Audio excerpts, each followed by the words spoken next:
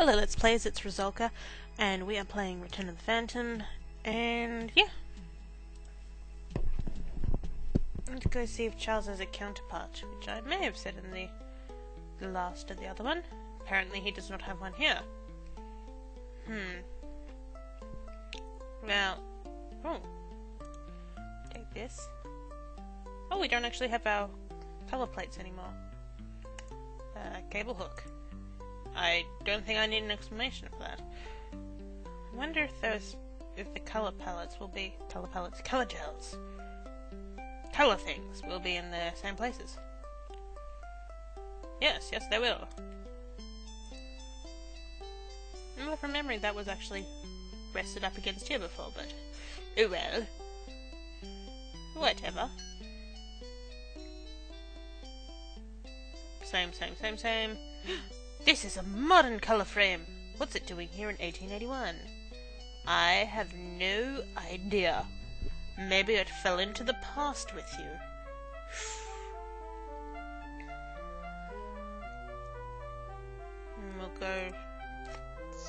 We'll go there later when Christine is supposed there, but we'll go pick up all our colour palettes first. Sorry, colour frames. They're colour frames.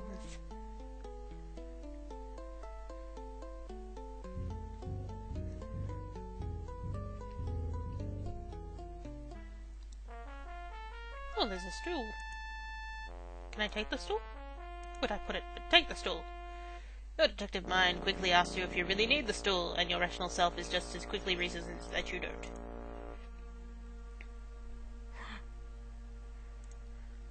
You regard the top with suspicion. On closer inspection you realize that it's merely a cover of other tops. Okay.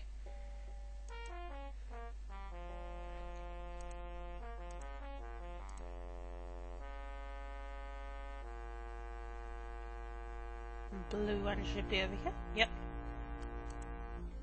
Now, someone private messaged me. I can't remember who it was, but apparently we only need to pick up the green frame.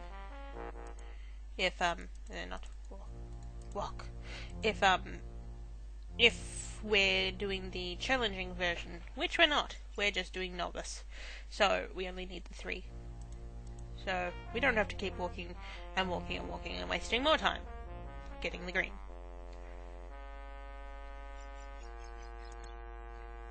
Wow, he turns to those tops every time he walks past now. Oh well. Dum. Hurry up, Durrell. Hey, red color. It looks pretty much like it did before, except they move stuff around. And the bed doesn't look as dilapidated as it did. Oh! And it actually says Vive la France. Oh, and there's a lantern, I'll take that. Raoul Deschanay, sorry. Oh, this antique lantern looks brand new. It operates by gas, and you can see that it's currently off. Fantastic. Raoul Deschanay. Thief. Now, I saw that the trapdoor was closed, so maybe this door will be open now. Yes, it is. Oh, there's a man here. Let's talk to the man. Hello, man. Bonjour, monsieur. Bonjour. Bonjour. Whom might I be addressing? I am Jacques, and I know who you are, monsieur. It is a pleasure to meet the Vicomte de Chanay. Vicomte de Chanay. What do you do here at the opera, monsieur? I am the prompter. I stick my head through the hole up here in the ceiling and prompt the actors if they forget something. Wonderful job, but it was a bit hard on the feet, until they installed that little seat. At my insistence, I might add. I used to have to stand for the duration of the entire opera. The goal. You are not the opera ghost, I think. You can ask that to everybody new you meet. No, mon Dieu, Lord, no. I don't look a bit like him. How do you know what he looks like? Have you ever seen the opera ghost? Oui, I have indeed. Oh. I was in the fly loft, helping with rigging some scenery. I was holding onto a purchase line when I looked up and saw him. He was standing on the catwalk, watching me closely. Was he indeed? What did he look like? He was tall and was wearing dark, formal attire. He had a long cape. I could not see his face, for he was wearing a mask. He didn't react at all when I looked at him. He just stood staring at me. That's odd. Usually if you see the Phantom just kills you. Why does he wear a mask, I wonder? Why, to cover the hideousness of his deformity. It is said that no man can look upon his features and not be repulsed. Unless you're watching the Andrew Lloyd Webber film, and then it's kind of like, what's really wrong with him?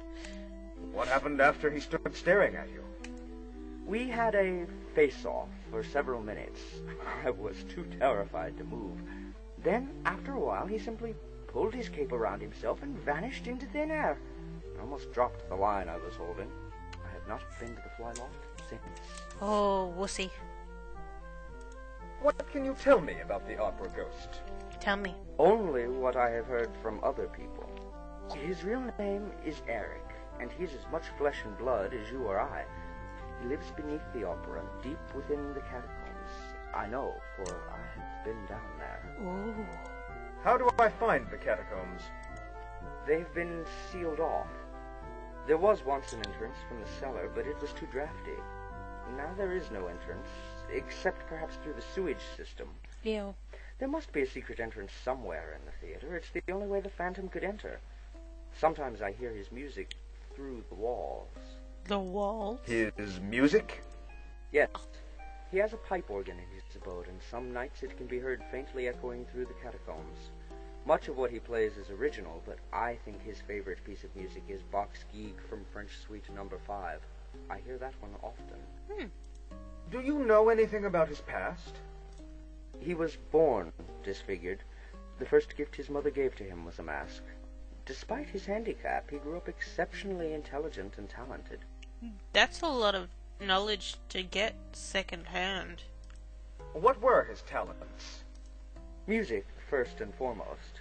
He studied music as a child, and then later he studied architecture. I've not told anyone else this, but, well, I knew him as a child. This is how I know. Because otherwise that would be very creepy and you'd be like stalking him. Where did he study architecture? Romrier? He taught himself. He was not a social person. He only went to school in his early years. He was tormented by the other children much too often. He quickly learned he was not wanted. Did you hit him? What brought him to live in the catacombs? No, did you He hit him? practiced his architectural knowledge in Persia, building palaces for the rulers there. He was especially adept at secret passages and trapdoors. He also developed a knack for magic and illusion.